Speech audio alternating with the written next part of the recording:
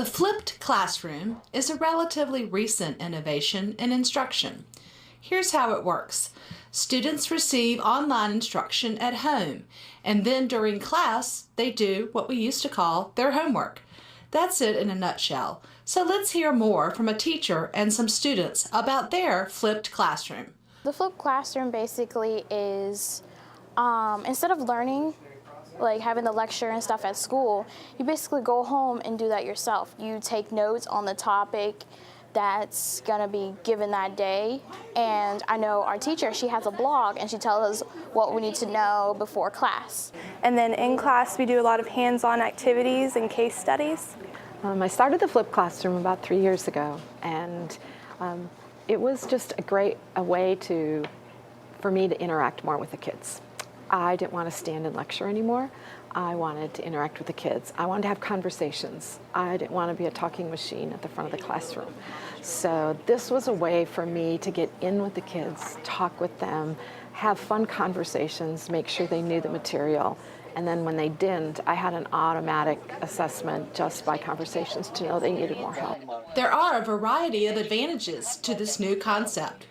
It's a great way for us to prepare for college, because when we're in college, we will be independent thinkers and on our own in studying. And for this experience right now in high school, it's teaching us how to be successful in college by studying independently.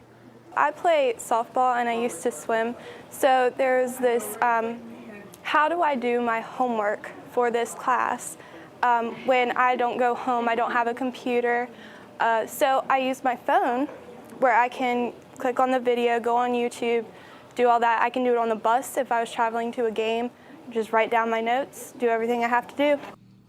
But there are some students that have difficulty adapting to this strategy.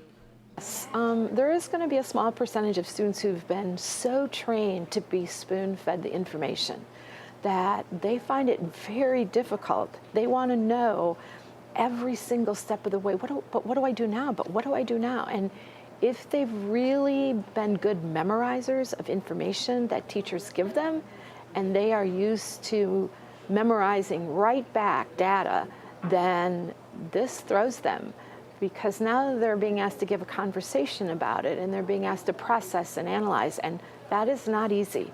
And so there is, but we have a percentage of students that find the other way, and we have problems there too. I just think this reaches a larger percentage of students who find this way of learning a lot more fun, a lot more engaging. Students like coming into my classroom. It's different. We get to talk, we get to model, we get to do so many more labs this way, and it's just not another classroom with a talking head. This is Beth Ann Bradshaw reporting for News Bites.